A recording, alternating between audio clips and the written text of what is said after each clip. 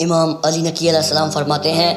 جو شخص بھی امام حسین علیہ السلام کی زیارت کی قصد سے اپنے گھر سے نکلے اور فرات میں غسل کرے تو خداوند عالم اس کا نام فلاح پانے والوں میں لکھتا ہے، اور جب وہ امام علیہ السلام پر سلام کرتا ہے تو اس کا نام فائزین میں لکھتا ہے، اور پھر جب وہ نماز سے فارغ ہوتا ہے تو ایک فرشتہ اسے کہتا ہے کہ رسول خدا صلی اللہ علیہ وآلہ وسلم نے تجھے سلام کہا ہے اور تم سے فرمایا ہے کہ تیرے سارے گناہ معاف ہو گئے ہیں، لہذا تم نئے سرے سے اعمال سر انجام دو۔